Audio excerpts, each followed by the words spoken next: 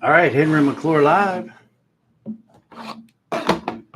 Try to get everything here adjusted.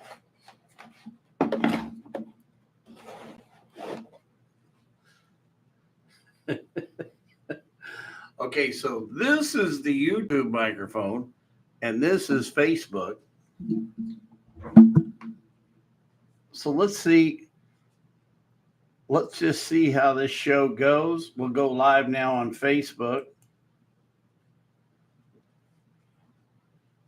Okay, we're going out live on Facebook and YouTube. And I think it's also time to go live on Twitter. Or, yeah, why not Twitter? Or TikTok.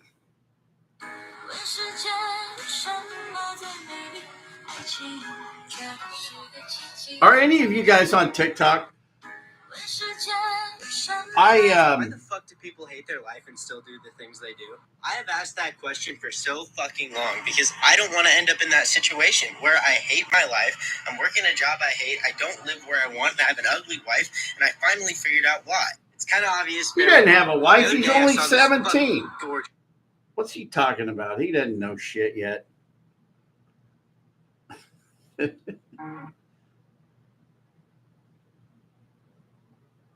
All right. Let's see if I can turn this thing around.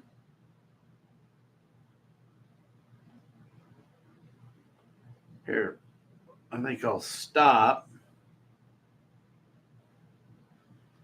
I think you have to, on TikTok, I think you have to have...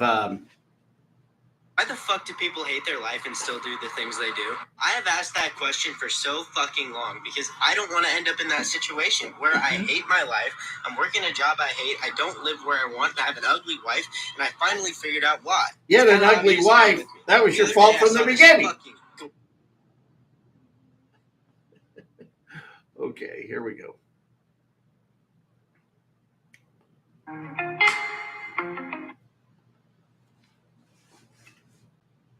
All right, Henry McClure live. All right, so we're going out on 3 venues, and we're going to call a friend of mine, which will even be more fun. So you can call in if you want at 785-235-3353. But we're going to call. I got to finish a phone call with a friend of mine because Bianca Bantleon was here, and I wasn't going to take phone calls. I wasn't going to finish the phone call while she was here. We were too busy. Now, if Mark isn't on here,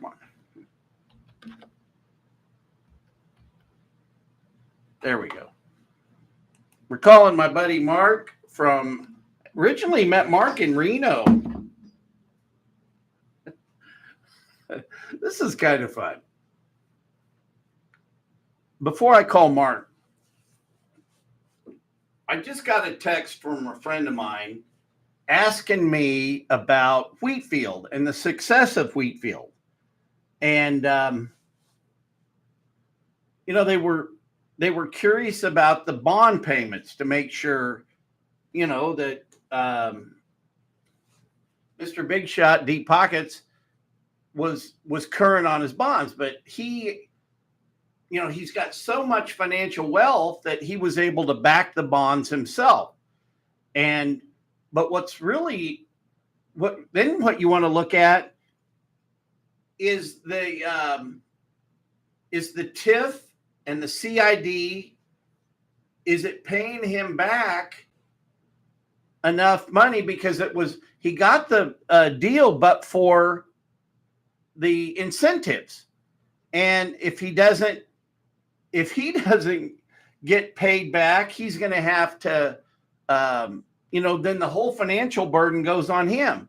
And maybe that's why he never paid the real estate taxes out in Lawrence Bay, right? So And the point about Lawrence Bay is the McGivern family made a deal with Doltmeyer. Doltmeyer built on all the McGivern lots. And so McGivern's the hero because at least he got his lots online paying real estate taxes, where the guy that didn't do that accrued $8 million in taxes, choked the deal. And I got into it with Kevin Cook about the specials. Well, those are city specials. Well, hey, you idiot. You can live in the city and live in Shawnee County. And this whole thing about city versus county with him is it's driving me crazy, because he can't fight for county people that live within the city because of his job with the city. Hey, somebody's watching on TikTok. They want to be a guest. Maybe another time. Looks like they went away. But, and I don't mean to call Kevin an idiot. That slipped out. But I'm human. But think about this for a second. Think about this. Within District 2 County Commission, you've got District 1, District 2, District 3, District 4 city council districts. And when do you ever remember, except actually maybe Vic Miller? You know, I think Vic Miller used to actually go down there and take on the city.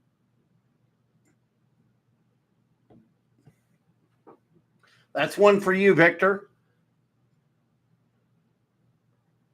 But it's almost like, or it is like, it's exactly like, if you live within the city, your Shawnee County commissioners don't stand up for you. And not that I could ever get anything done with the city, but that's the whole thing about, hey, I want to be the voice for the rest of us. So what I need your help. I need your input, because I want my 4 years in office to be about public involvement. And you got to start today. I need public involvement. It's like somebody bringing up this whole idea about Ward Mead Park. And I don't want to subsidize a saloon in Ward Mead Park. Now, I don't want to do it today. I don't want to do it tomorrow. I want to get the government out of, it's like the insanity of buying a hotel. But, the county didn't do it, but the city did. Did the county commissioners was there a big meeting that we didn't know about? I missed it, where the county tried to talk the city out of buying the hotel. Hello, whoever's joining me. I got 2 people watching me on TikTok. I love you guys. Baby Blue Eyes. Ooh. Hey, how about them Baby Blues? That's a song. You ought to see the the cameras. Excuse me for picking my nose. You can pick your friends, you can pick your nose, but you can't pick your friend's nose. But so this interaction, so let's go back to what I believe and what I've seen, from the peanut gallery, being a guy that's just tried to do deals in this town, that I feel like I've been completely aced out. I think that I think they're picking on me. I think there's retribution. Why didn't you help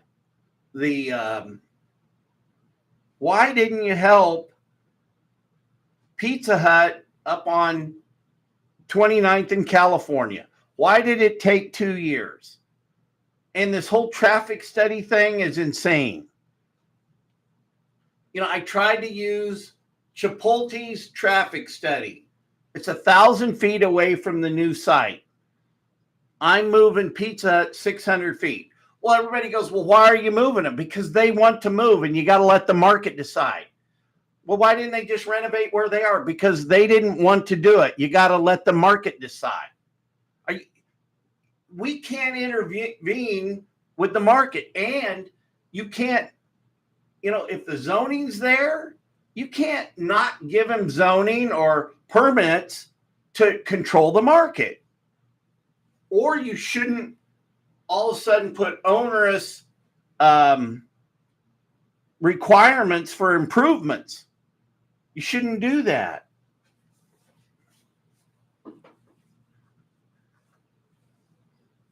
So I'm asking for help. I need the people. Hey, Robert Bradshaw, if you're watching, thank you. Yes, I do remember you from my friend from Johnny Fingers. And the 2 people that wanted to volunteer for me from the Pachyderm Club, I love you. But here's the thing. We've got to get the public involved. We've got to get the voters to feel like they have a voice. If you want to tell me in private what the problem is, I'll go bring it up. There ain't anything they can do to me. What, are you going to talk about my alcoholism? That's over. We're over that, right? What they missed more than anything was me paying for it, and the difference between, and that's what I think what I'm going to come out with is the 12 steps of recovery for Topeka. The 12th step is where you all help. But part of it's like Cook, Kevin, Mr. Cook, Mr. Neat Hats man. You've got to talk about the problems for recovery. And Topeka and Shawnee County is not a blossoming community. We have more people that want to leave. We didn't grow our population, and our taxes are too high. So let's figure, if we had lower taxes and better streets, more people would want to live here. The more people that live here, that in itself will lower the tax base. We got more people paying taxes. So it seems like some people say when you tell the truth, well, that's negative. Hey, you're running a negative campaign. Don't tell the truth, whatever you do. But Kevin Cook can't take on the city of Topeka because he makes $120,000 a year to be a public defender. And he talked about in his ad that the Journal ran for him, basically his campaign ad. Well, I want to work with the homeless and do that. Well, you probably got a great rapport with them. They're your customers. But, I interviewed some homeless people. I went into their camps, and, homelessness is a choice. The number one way, I think, to fix the homeless is to get people clean and sober. I think the number one way to get Topeka to change is we've got to get Topeka to realize what our problems are. And our problems are, they go back to like the Hatfields and McCoys. It's like, and I'm going to tell you, Vic Miller destroyed our county by disbanding the planning commission because he was mad. He had a burr under his saddle because I did my job when I was a planning commissioner, a metropolitan planning commissioner, and on the MPO. And so he's hated me ever since. He's going to hate me even more. I don't want that guy to go to the Senate. I think Joan is going to bring somebody forward from the Democratic Party. And I know a Republican just filed. There is another Democrat that's in the so there'll be a primary. And Vic, who was that girl? Who was that girl that you brought out at the election office the other day? You introduced me to her as your daughter, and was that really your daughter? Hey, is she single?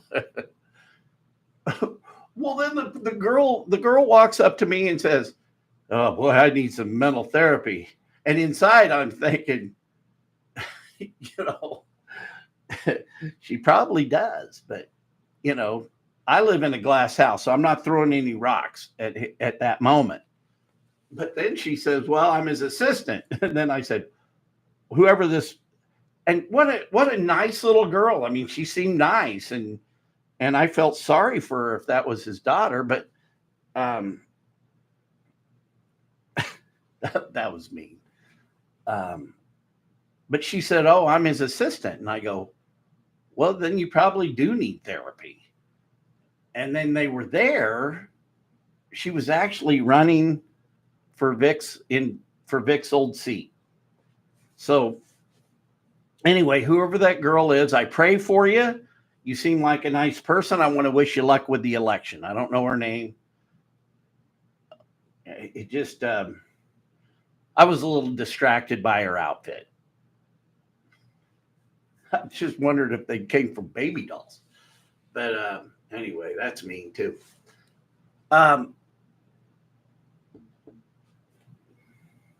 So let's call Mark. Mark's going to chime in, see if this works. There we go. Hey, TikTok, I love you. I hope you can hear me all right. Hello. Hello. Henry McClure live. Come on. Hello. Mark. Hello. Henry McClure live. Live. Yeah. All right. Hold on. Hold on 1 second, Henry McClure live. Can you hear me? I can hear you just right. I don't know. I forgot which microphone to talk into. Hold on. I'm butchering something out here. What are you doing? You put me in awkward spot. Okay, go ahead. All right. I couldn't talk. Bentley and Bianca and I were watching a movie. And no, that's okay. Here, let me turn this down a little bit. I can't hardly hear you. And you're just blasting us on this. No, you're better now. Can you hear me now? Yeah, perfect. All right, perfect. Here. So let me turn up my microphone a little bit. Got it up all the way. All right. So let's go back to Prairie Town. We were talking, you wanted to talk about Prairie Town. Yeah, I saw your post earlier, and then it just kind of piqued my interest, so I researched Prairie Town a little bit and listened to what you had to say. And well, here's the thing about a lover of history and not destroying it. Whether that's my opinion, that could be my opinion or not. But well, see, that's kind of the interesting point is, does Prairie Town pull down the history of Ward Meade and the mansion? And I don't know. I think I'm going to have a historian go live on the Topeka factor. But what I'm curious about, it seems like Prairie Town was the afterthought. It was like, we've got a little extra piece of real estate, and they just started moving stuff in on it. And I don't know, and I don't want to pick on anybody right now, but I know my friend Bill Rapon, who's so dedicated to parks. This isn't going to fit into his program, but I just don't think. What's that? Bill's another county. Well, I was just going to say from the photographs that I've seen, it looks beautiful there. And from what I read, some of that already existed. They may have added some buildings from other locations, but I doubt if they moved those stone buildings. No, that stone building had to be there. But I think what's crazy is, well, number one, if people want to use Ward Mead Mansion as a venue to have marriages and affairs and, soirees, whatever, that's cool. Right.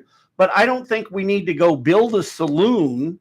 If you want to build a saloon, build it down on the Expo Center and then let private enterprise take it over. But the Friends of Ward Mead, if they've got enough money to run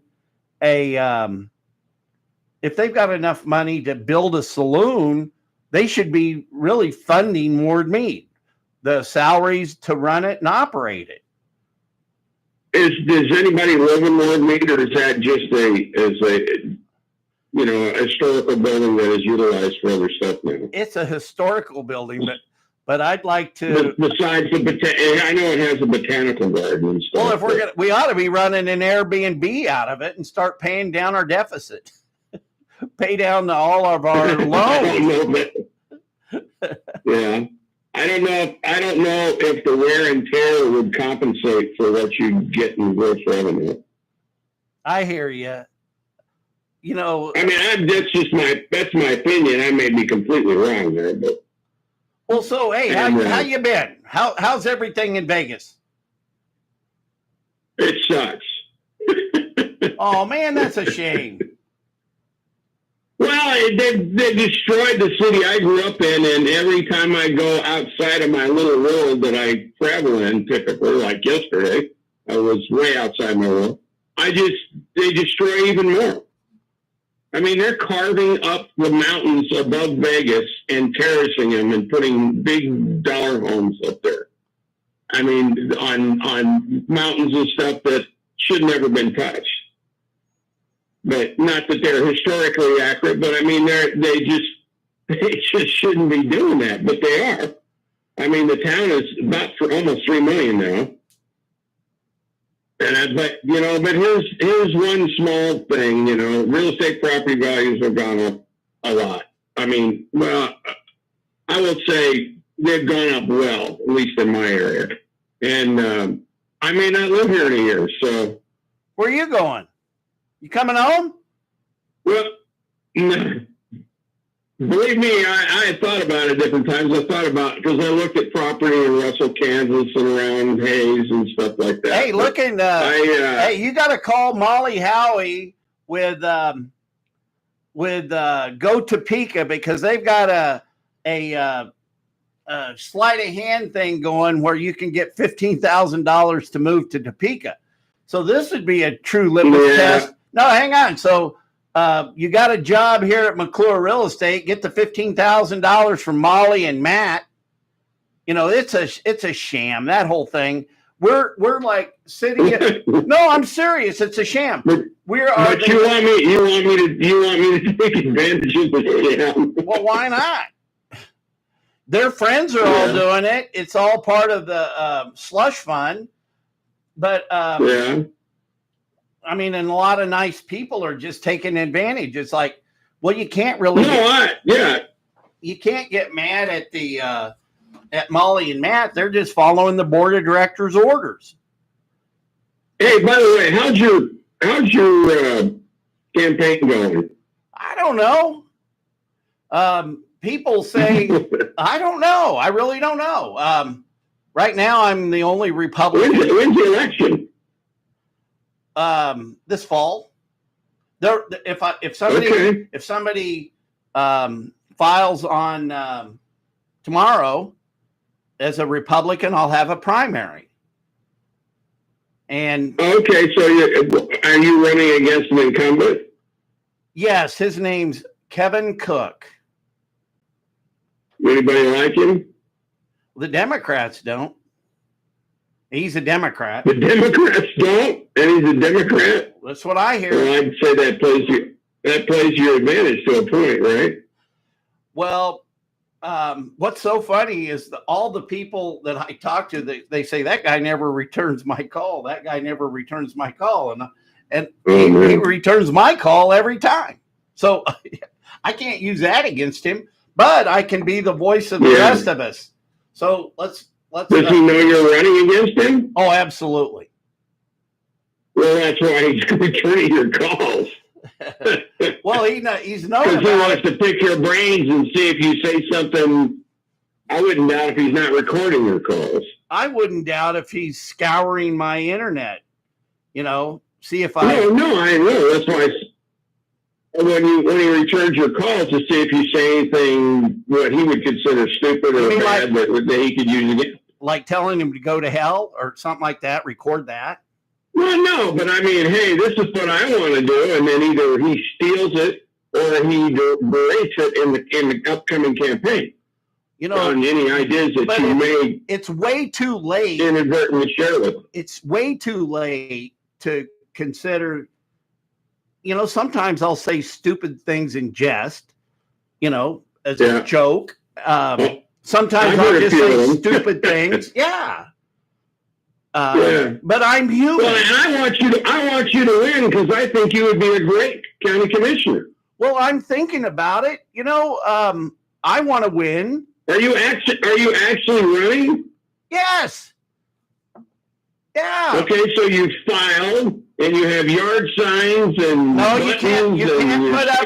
You can't put up yard signs yet. But go to go to sncofirst.com and there's my campaign rhetoric. My media guy, his wife just had a baby and she's had some postpartum infections. They've been in the hospital. And I know it is. It breaks my heart. Yeah. And so I've been praying for Jamie to get better. I went to the Pachyderm Club the other day and they gave me 2 minutes. The lady goes, look, you only got 2 minutes. I know you got a lot more to say, but I've put my whole life has been in front of everybody. So it's not going to stop now. Think about all the notoriety in Reno, Nevada.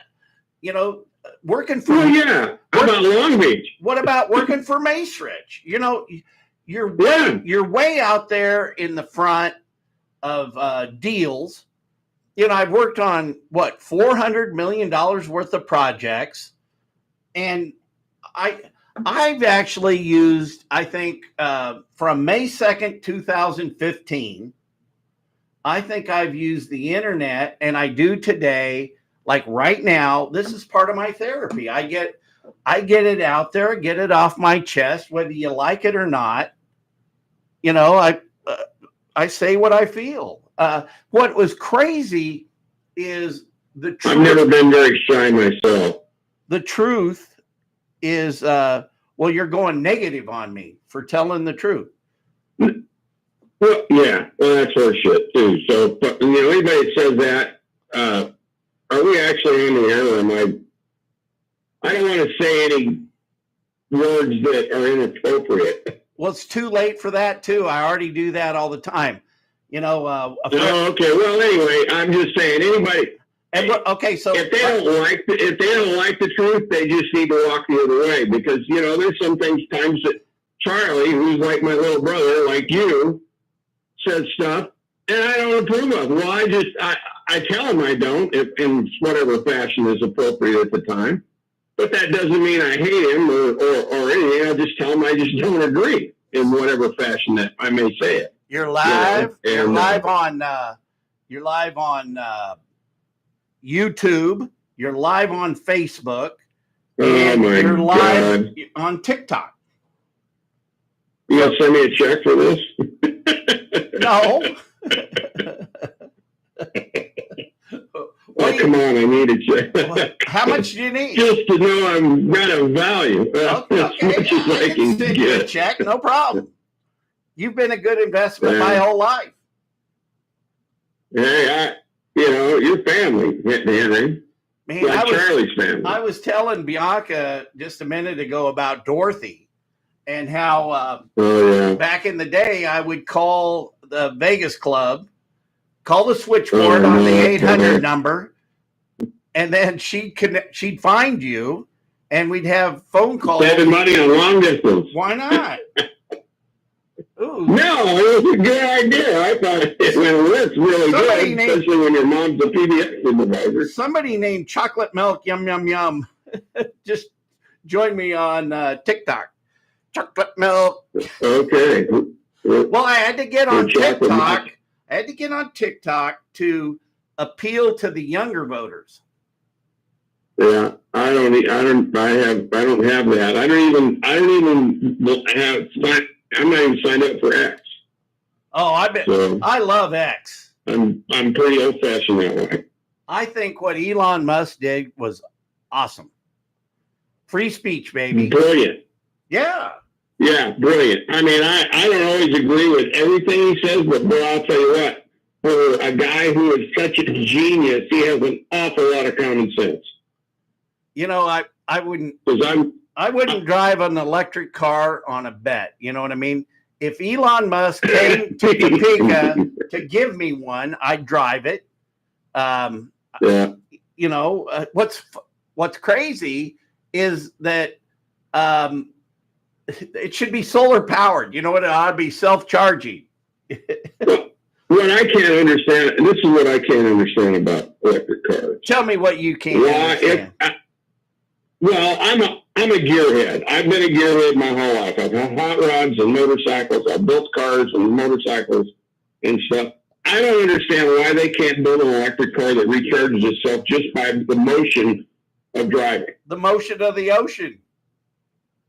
Well, yeah, but I'm just saying, with the wheels spinning, why can't they create some sort of sensors or whatever from that energy generation that recharges the batteries as you drive? What about Western Shores development? You remember that? I still have that graphic I had designed with the layover. I've still got it. I thought I sent a copy of that to you. Do you remember? Sent a picture of it. See, that's when the savings and loan went in the tank. Hey, have you watched that movie? Yeah. Inside Job. That's a good movie. Maybe. Yeah, it's about. I don't know if I remember it by the name. I'm so disappointed in Ronald Reagan today for deregulating the banks, because that was the beginning of the end. Actually, that's not true. Jimmy Carter did that. Jimmy Carter repealed the usury law. When he was in office, he repealed the usury law, which. I don't want to pick on Jimmy Carter right now, because I know I'm going to give you a description, because I had a real estate license for 5 or 6 years during Jimmy Carter, which was a horrible time to be in real estate. Well, that's when I started. Interest rates were 18 to 22%, but I still saw 21 and 3/4 FHA interest rates. $60,000 house was like $1,600 a month in '81. But I still made a living. $1,600 a month in '81 is like $4,000 a month now. I found I'd go in, and they had like a typewriter was the computer for the multiple listing service, and you put in variables, and you found the assumable loans at 5 and 6%. And it's like today, Go Topeka, the chamber. The board of directors of Go Topeka, the board of directors of the chamber have made it impossible for me to make a living. They've taken away my freedom, because I can do better deals than they can, but they want to control the deals, because you got to follow the money, baby. So we're out there helping Mars, the richest people in the world. So what did we get out of it? The whole idea was it was supposed to grow the population and increase the tax base, spread it out. But what did Mars do in Topeka? A big candy plant, man. They're out there making M&Ms. Well, they got a candy plant here in Vegas too. That's where FLM came from. Yeah, I know. I did Mars. an FLM deal. Yeah, well, this is where it's made. Most of it, I may have other factories now. I don't know, but yeah, they've been here for a long time. One of my best friends in the probably whole 30 years now. One of my best friends in the whole universe. I met Bruce Berlinger in '83 out at Crossroads Mall in Boulder, and he made a deal with the Mars family up north, and he controls 1/10,000th of all the water in California. And he watches from time to time. Yeah. You know, that kind of brings up an interesting point. A friend of mine, who's still a friend of mine, I actually went to high school with him. He's a little older than I was. A gentleman named John Shelton, awesome human being. He was our production manager at Yesco when I worked there, and I've known him forever. I mean, he's a great baseball player, great softball player, all that. He's a great guy. He gave me an idea years ago because he used to know I go to Western Colorado all the time. He said, you know, if we could get a little money, you should go up to wherever I was going in Western Colorado at the time. He says, and see if we can buy, you know, get up high and buy the water rights of the streams, creeks, and small rivers that run, because all of them in Western Colorado end up into the Colorado River. And he says, if we own those, then they would have to pay us for the water that our tributary contributes to the river itself. Genius. I said, yeah, I know. I said, that's what I said back then. I said, well, how much money you got? I can scrape them out, whatever amount I had at the time. He says, then he had a little bit because he's a production guy. He made good money, but not the kind of money that would take to do what his idea was. And I asked around a few people, but it was genius. It was brilliant. I was invited. And it never got done, which is horrible. I was invited to be in his deal, and it was $100,000 buy-in. And I wanted to bring in Dana Kaye and buy the rest of the shares up. And, you know, being greedy Henry, I didn't look at it for what it is. You'd be traveling the world right now and not giving a shit about work. No, I don't know about that. Been able to do that. I don't know about that. Well, you know what I mean. You'd have been able to spend more time doing what you want to do. And I'd like to, Mace said you should give back a little to the universe. So that's what that's really what I'm trying to do. I don't want to be a politician, but what I'd really like to do is create an even playing field, get the public involved, right, and let's get the people back involved with government. I mean, we've got there's people that are on 6 and 7 boards. You know, we need to integrate more of society into the planning. It can't all come from the Greater Topeka Partnership cabal. Well, and here's the deal. The only reason that you even want to have anything to do with politics is because you care. I do care.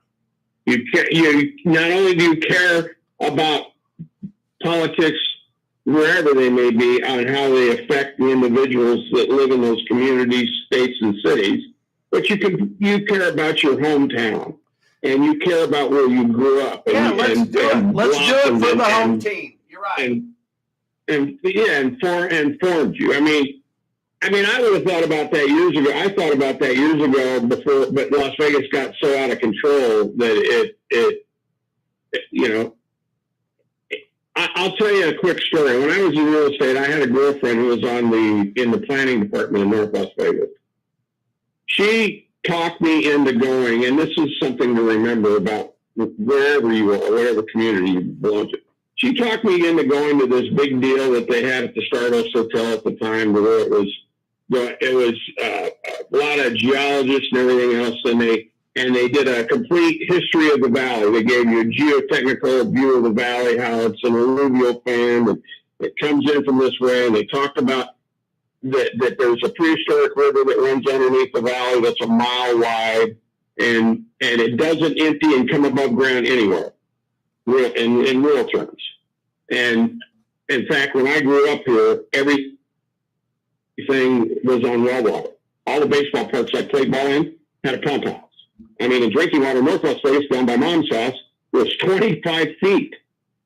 And then out by Northwest Vegas Air Terminal, there was great big on-ground tanks that looked like one of the fuel tanks at a big tank farm. They could turn the pumps off on that in 24 hours. It would go up 2 feet without any pumps on at all. Well, anyway, there was a hydrologist that gave a talk back then. This was like 82. And he was very interesting. I won't get into all the details, but the primary point that he was making in 82, he said, if Las Vegas does not control or stop its growth, by 2025, Lake Mead will be a mud puddle. And 4 years ago, we put what they call a straw, the last straw in the Lake Mead that draws water from the valley. And it's at the bottom. It can't go any lower. And right now, over the normal volume of water in Lake Mead, it's over 150 feet below that. What? In fact, and last year, I mean, they got good snow and everything this past year, so they were almost good. They were worried they weren't going to have enough water coming in the intake towers to run the turbines for the power at Hoover Dam. And they made at Hoover Dam. They made Davis Dam release water out of Lake Powell to be able to bring the lake up like 20 feet, so it had plenty of water to be able to run, on the intake towers to run the turbines. So we're praying for rain. We're praying for less people because that's what's causing it. If the valley was the normal size, we'd still be on well water everywhere. I mean, literally, we would still be on well water. You used to be able to put a pylon sign down on Boulder Highway. I don't know if you've been in that side. It's on the east side of town. Anyway, when we do a pylon sign, even a small pylon sign that we would have to, be digging a big hole to put a footing in, or a concrete footing and stuff, we would always have to have a concrete truck there on standby because we'd always hit subsurface groundwater down there, and you'd have to keep pouring concrete in it to make it stop so you could finish pouring the footing. Wow. But you always had to have an extra concrete truck for that. Well, but I don't know if that is the case anymore at all because of the way that this town, between golf courses and people moving here, it's sucked the valley dry. And the minute that it gets real bad water-wise, what do you think that'll do to real estate values in Las Vegas? They're going to go in the shit hole. Yeah, that's probably kind of an understatement. They're going to tank. But the people that run the county and the city don't care. They don't care because they're all corporate idiots. I mean, when the mob, when I was growing up in the 60s and the 70s and most of the 80s, the mob and the LDS Church, and I'm just speaking basically people who are related to both of these organizations, were on the county and city commissions. They controlled everything. And they made everything contained. And if there was any growth, it was controlled. And it wasn't say, okay, let's just take all of West Las Vegas and make another city out of it. Because that's basically what's happened. Because in the 60s, a deal that was not, because all the land around Vegas is now primarily, and still was back in those days, BLM land. And so in order to get that land, you had to wait for BLM to have a land auction. Because 87% of the state of Nevada is owned by the federal government. Anyway, back in the 60s, this is another nugget for you. In the 60s, when Howard Hughes came to Vegas, what started his buy-up, and I know this is way off subject where I started, but it's background history to give you an idea kind of what's going on and my historical knowledge of the area. He stayed at the Desert Inn. And I don't know if it was on the top floor or which floor it was, but anyway, he had the whole floor and had security, all that stuff. Well, he was there for several months. Well, they had big players coming in back then. This, like I say, this is in the 60s. they wanted to kick him out. Says, hey, Mr. Hughes, we need that for. We've got these other big playing guests coming in, and he didn't gamble, you know. And he got so mad at him when they did that. That's when he bought the Desert Inn. Then he bought the Landmark. Then he bought the Sands. Then he bought the Silver Slipper. He bought the Frontier. So, and he made the state change the law. The law used to be only as a single individual, you could only own one casino. And then he bought the but farm. Then they changed the law. What's that? Then he bought the farm. And then, yeah, pretty close to it. But anyway, one of the things that he did, the point of this is he became friends with our I don't know if Laxalt was the governor or senator at the time. Anyway, he made an under-the-table deal with either Laxalt or when he was the governor or senator, and he bought all of West Las Vegas with no BLM land sale or nothing. Wasn't he? And that's what Summerlin is. That's what Summerlin is now, where Charlie lives. That whole western side of Las Vegas, the whole west side of that valley, was bought by Howard Hughes. I mean, tens of thousands of acres, and he bought it at a penny price. And he got it, and they allowed it, and they developed it to the point that they're almost out of land, except where they're carving the mountains up to get houses up on terraces. Wasn't he a senator first and then a governor? What's that? Wasn't he a senator first and then a governor? I can't remember exactly. I mean, that's the 60s. Heck, I was in junior high school and elementary school in the 60s, so I don't remember exactly. All right. But his grandson ran for senator here last time around. If my research department's working for me again, let's look into it.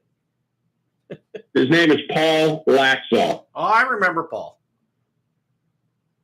Yeah. I mean, like I said, he was either the governor or a senator at the time, but he made it under the table to deal with it. But here's a really interesting thought, which you'll be able to relate to a little bit, because that's with California. I don't miss California. When he made that, I know, but you lived there for a while. I mean, decade. And you remember where Hughes Aircraft is in California? Yes. Not too far from Marina del Rey, okay? He offered in the 60s and maybe even the early 70s, he offered the county of Clark County, which is what Las Vegas is in, he offered to build them a brand new airport anywhere they wanted. He would acquire the land and pay for everything and make it as top shelf as possible, right? Well, why didn't you do it? He would spend it all. Well, because what he wanted where McCarran Airport is now, and he was going to move Hughes Aviation up to that. And the county said no.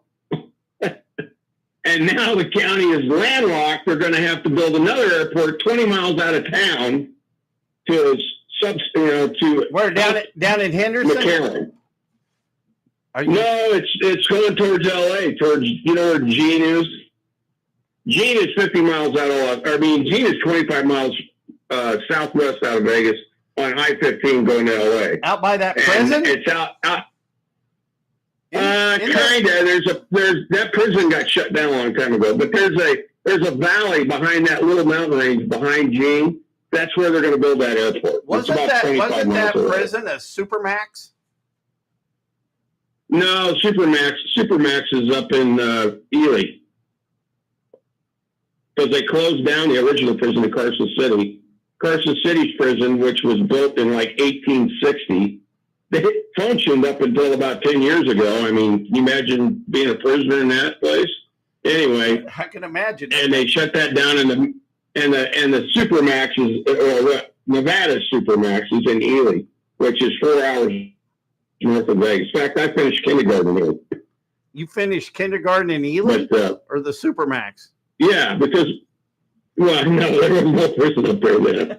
It was, I think that their high maximum security prison was built. Hey, you look like a high-risk guy. You got to go to school in prison. Yeah, well, I was born outside of Cheyenne, and we were Cheyenne, Wyoming. West. Cheyenne, what's that? Cheyenne, Wyoming.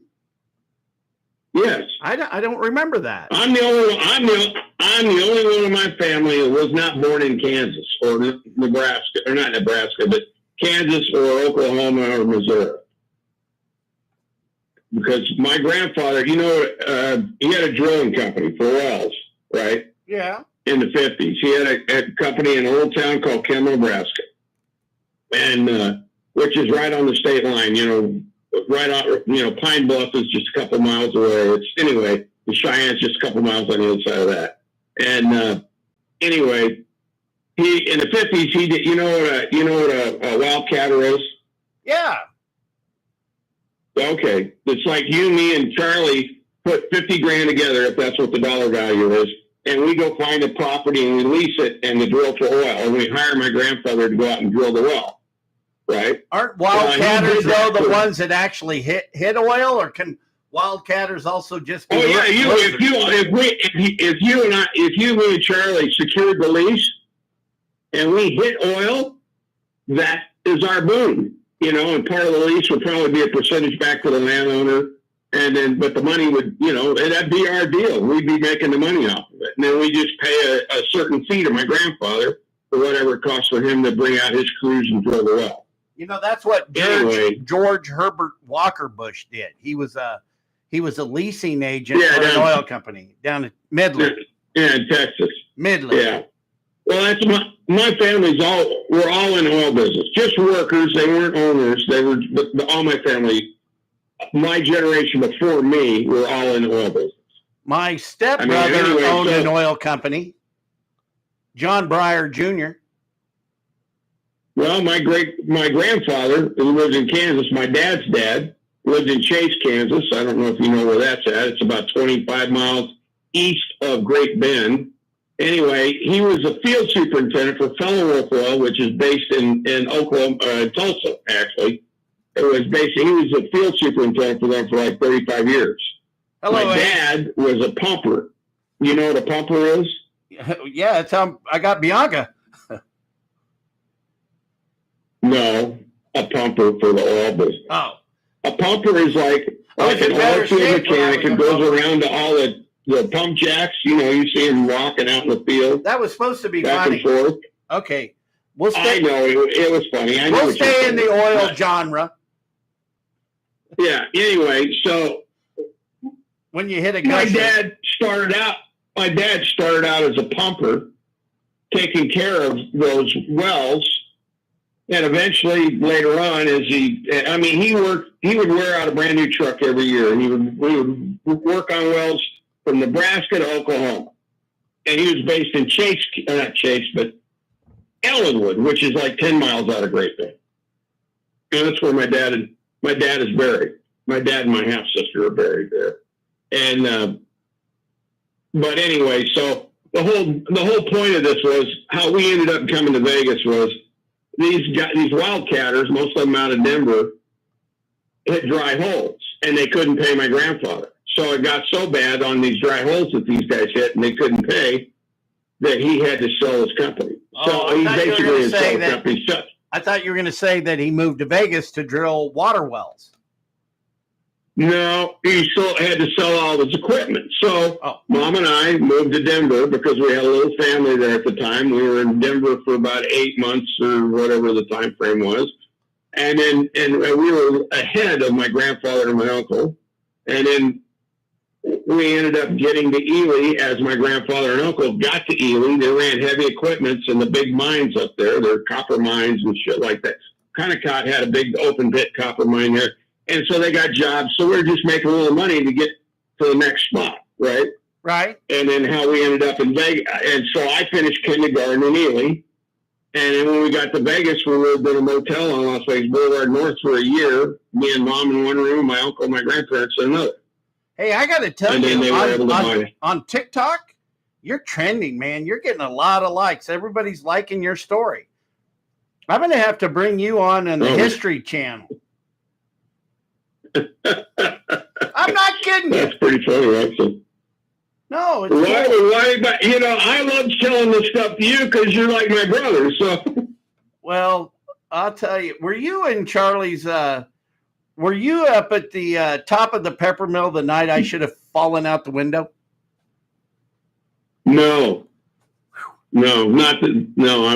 I did a backflip during Charlie's bachelor party, and I hit my heels, and I bounced. We were up in the penthouse, and I bounced off the window and bounced back. It was crazy.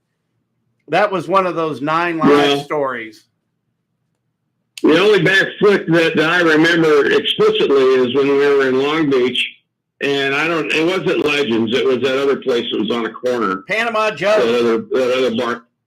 Yeah. Anyway, we were talking to those gals, and you had a beer bottle in your hand, and you just stood there out of nowhere and did a backflip and never spilled a drop with that beer in your hand. That was precious nectar back then. Well, I mean that. Anybody who couldn't have remembered that wasn't awake, because that was pretty unbelievable. Yeah, that was pretty good. All right. Hey, we've been on the phone for about almost 40 minutes. I'm going to sign off because I've got some stuff I got to do this evening. But you've been a hell of a guest. Can I call you again and put you on the show? Yeah, you can call me. You don't want to get off the phone, do you? Well, no, it's okay. I've got stuff I have to be doing right now. I was kind of in the middle of stuff. Look, before, and that's okay. So yeah, you know you can. I love you. I mean, I'm not, I'm shy. And you are family.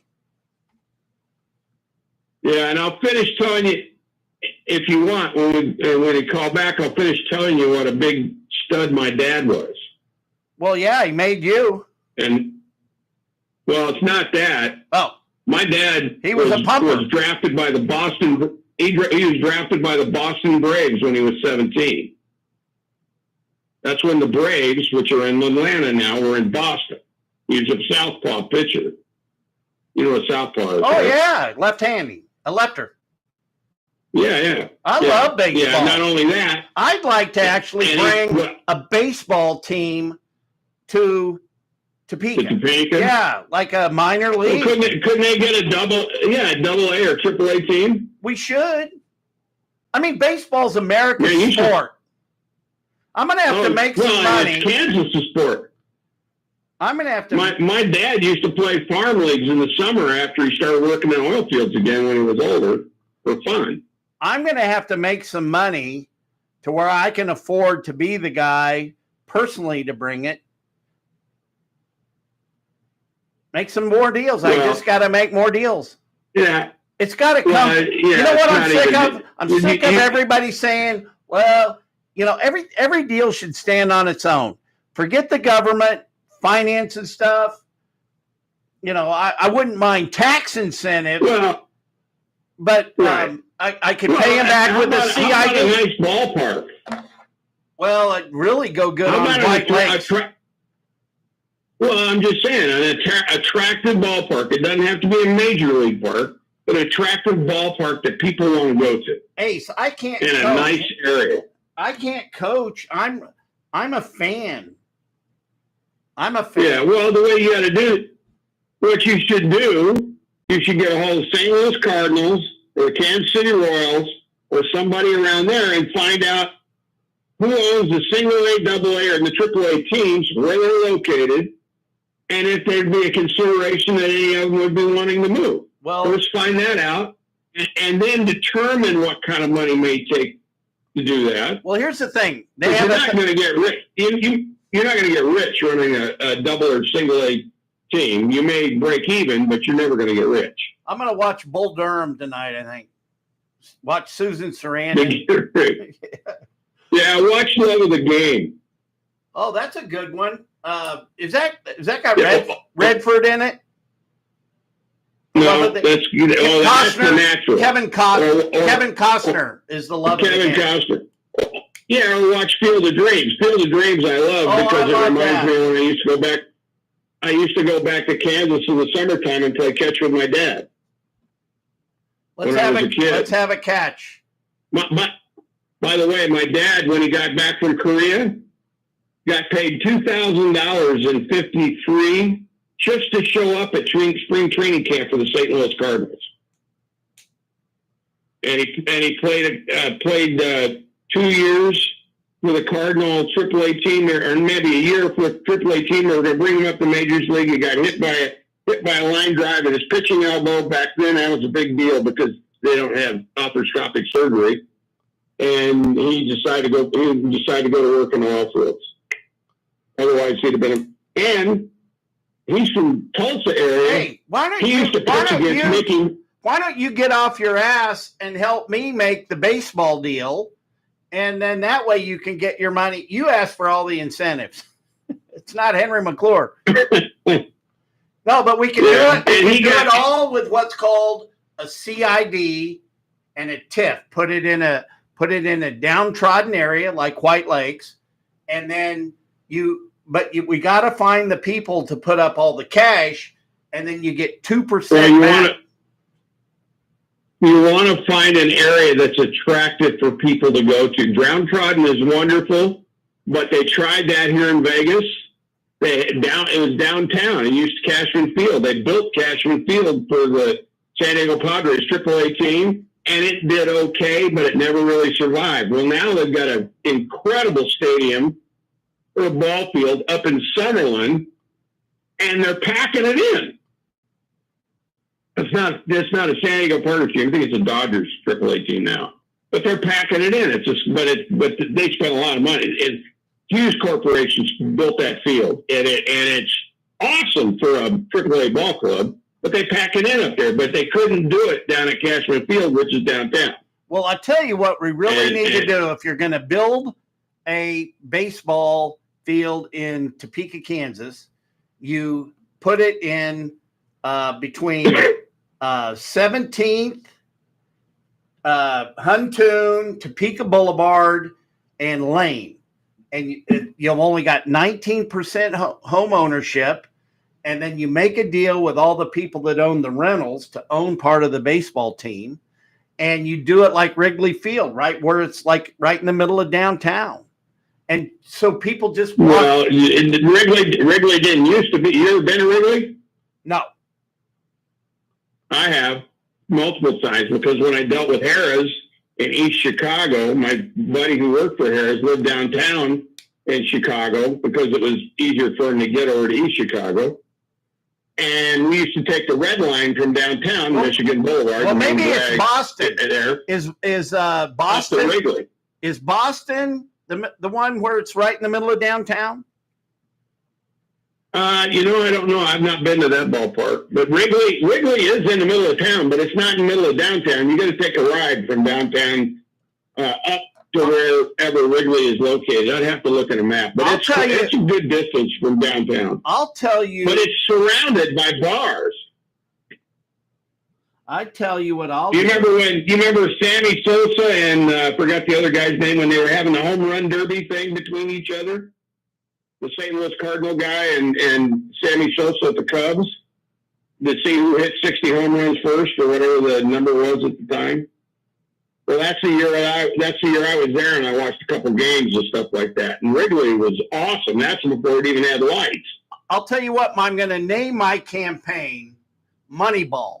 Because what I want to do you ever see that movie? That's Moneyball? A great ball. It's an awesome movie. Because that's what I want to surround myself with is all the experts. So that's who I want to be the brain trust of my being a county commissioner.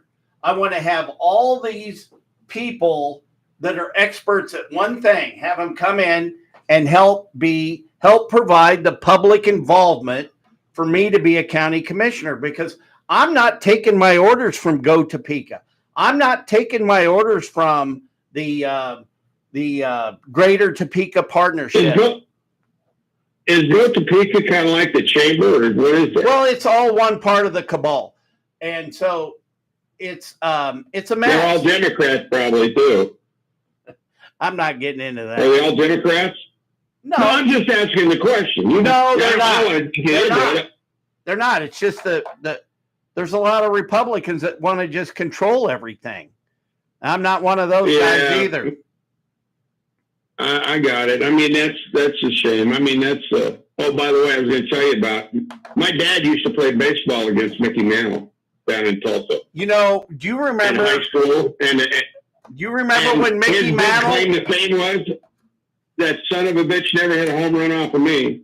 You remember when Mickey Mantle was in Reno and I had him sign the basketball? No, because I got a 64 Yankee ball that's got all of the 64 Yankee signatures except for Roger Maris. Remember Cal Bellini? My mom used to go out with Roy Mantle, Mickey Mantle's brother, at the Golden Nugget. No, actually, it wasn't Mickey Mantle. It was another guy. I'll have to think about it. But you remember Cal Bellini in Reno when he'd bring all the stars there? Yeah, I don't remember him, but I kind of remember that. I was only in Reno for a year. Well, it felt longer. Well, you know, my mom was a babe when she was young, and she was concert waitress in the real Golden Nugget in the 60s. And in 64, she was very good friends, platonic, with Roy Mantle, Mickey Mantle's brother. Oh, and consequently, he took us down to ball games. This is before the Angels had a stadium of their own. And this is when Chevish Ravine, which was the Dodger Stadium, first opened. Right. And we used to go down to games down there. One day after a doubleheader or whatever it was, we went down there. Roy Mantle took me down into the clubhouse after the game, and I was 10 years old and got every Yankees signature on a ball except for Roger Maris because he'd already left the clubhouse. It was Willie Mays. Willie Mays, say hey, Willie. Willie Mays. He signed my basketball. San Francisco Giants. He signed my basketball. Yeah.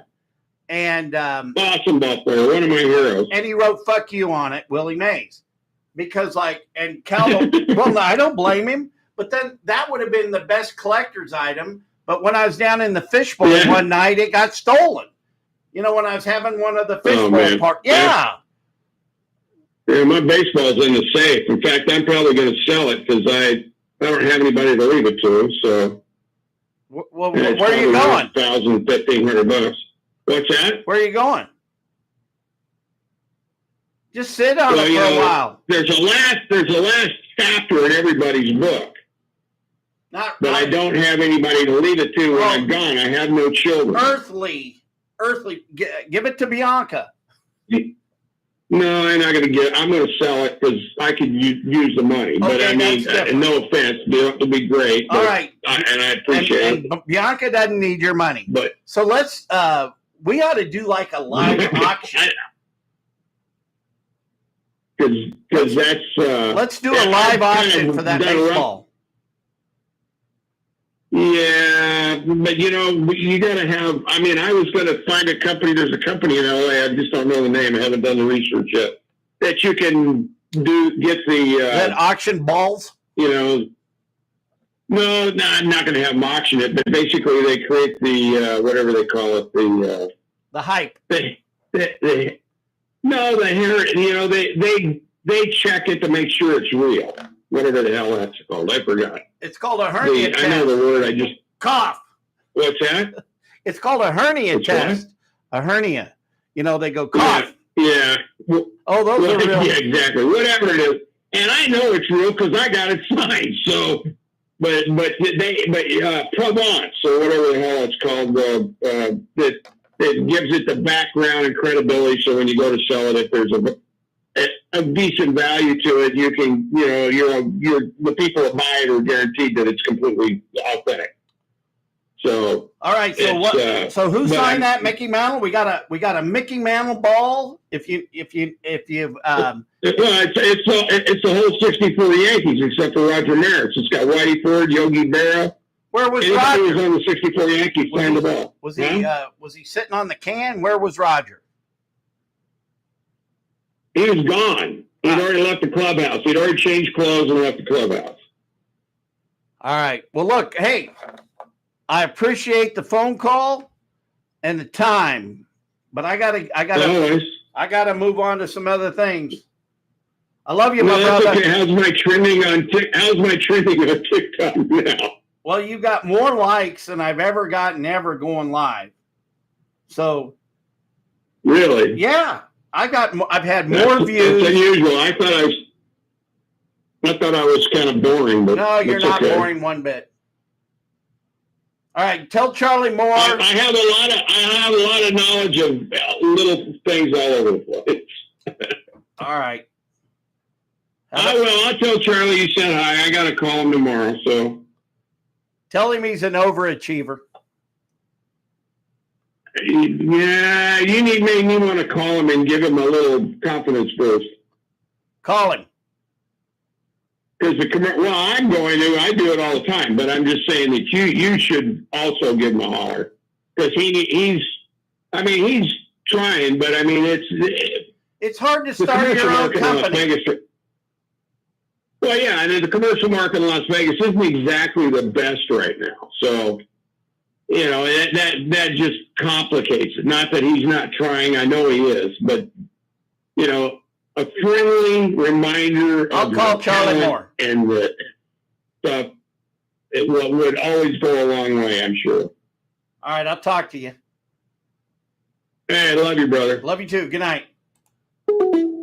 Man, I hope you guys could hear him because the speaker was killing me. It was just blaring. And man, I'm kind of glad to get him off the phone. I'm getting a headache. But I am going to call Bentley on real quick.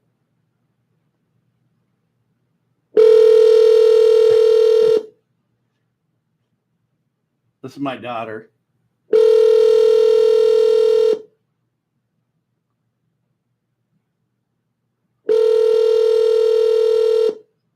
She's busy.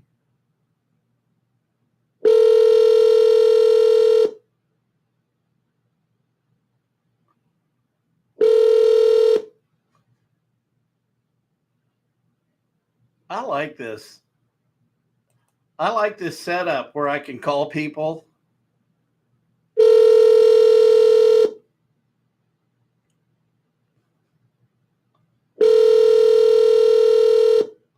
I got to figure out how to get this thing working.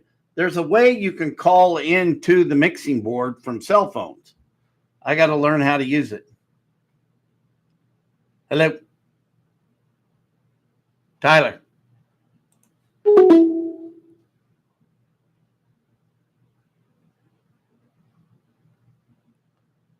Okay. Well, that was a good show. Thank you, everybody, for tuning in today. Oh, man. Here, I'm going to call him back on this line.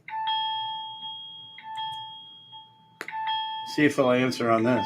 This is Kyle Weibel with Weibel Property Development. Leave me your name and number and a short message as to what you contacted me for, and I'll give you a call back as soon as I can. Why can't he call me? Why can't he pick up the phone on that and not call me on the cell?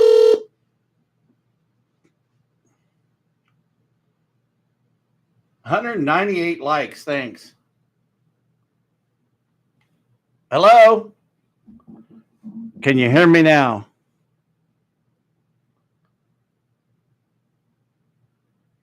It worked the other time I called the guy.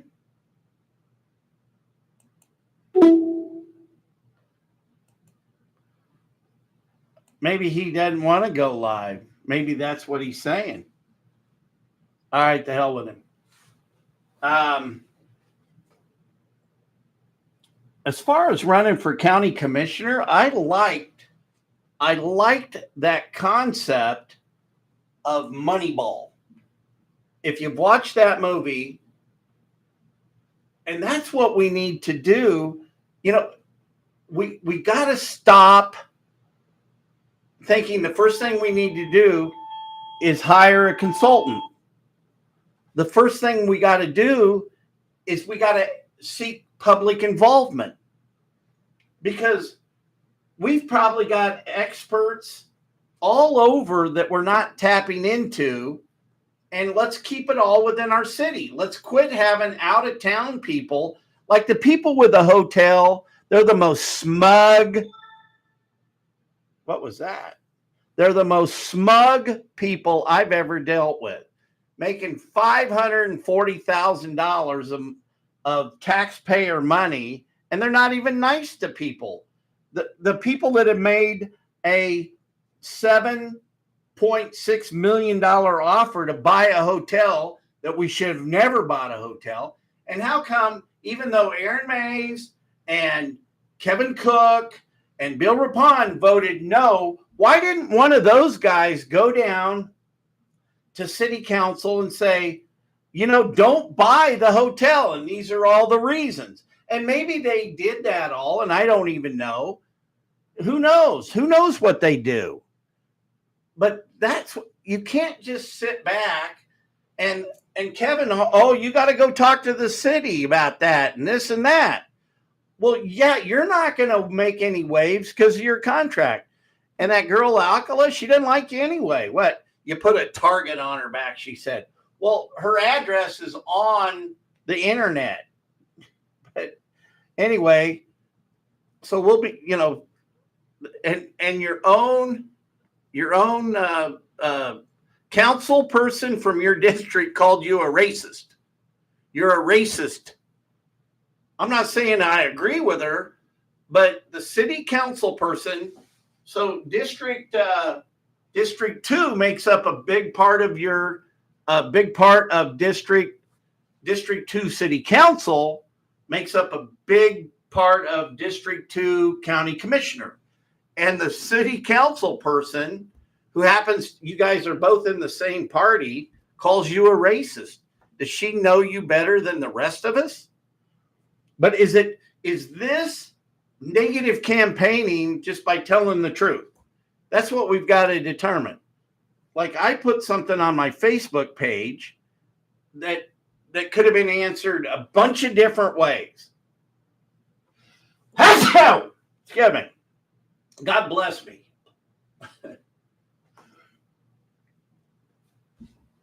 The question about the leading question could have been answered a lot of ways. You could have just said, hey, you're just stupid, whatever. You're ignorant. We could use better words.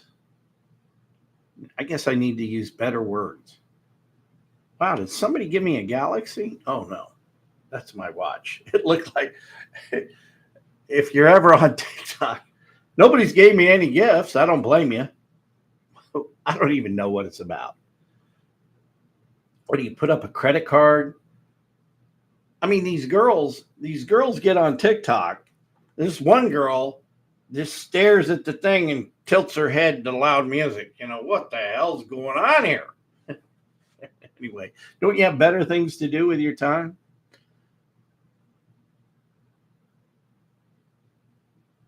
So I think that the city of Topeka, I can hear you. You just aren't having what he said something. I guess I could look it up. Whatever.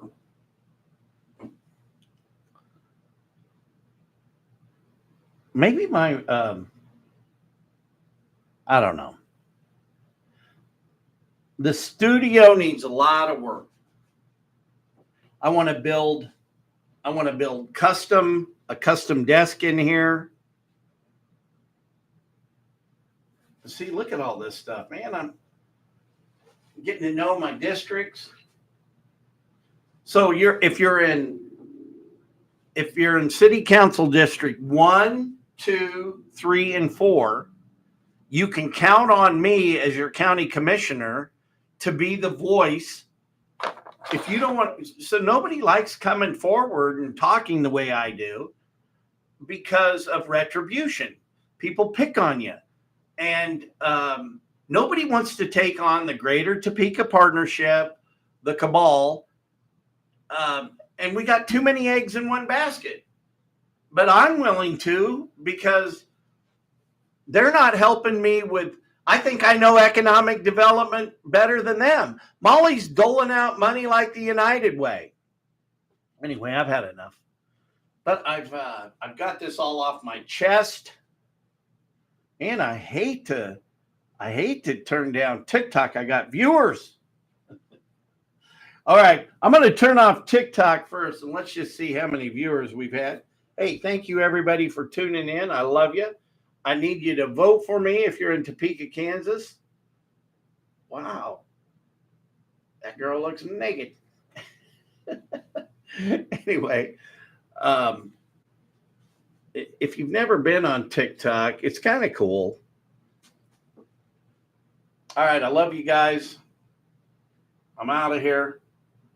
Thank you for tuning in. Thank you for all the likes. I appreciate you. And I need your support in the upcoming campaign. Henry McClure Live. So let's see. Wow. We had 361 viewers over the period of time. Got a couple of comments. Wait. Your live attraction.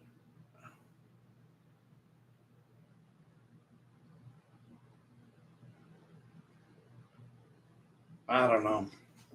So much to do in the social media. And really why I got involved with the Henry McClure Lives have been a lot of therapy for me since becoming clean and sober. A lot of you guys have been my psychiatrists. I appreciate the help. But I don't get coverage from the Capital Journal. Like maybe they have resentments clear back from when my dad before. But anyway, I'm going to say goodnight. I want to appreciate everybody for tuning in. If nobody's told you they love you, I do. I love you. Have a good night. Hope you had a good Sunday.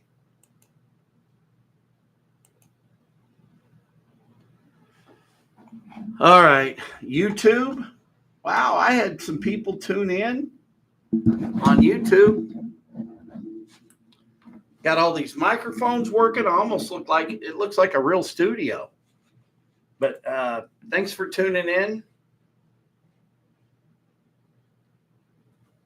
And I'll tell you privately. Here, look at this. Join subscription and monetize your content. $380 a month. Nope, we're not doing that. Oh, you can't see it.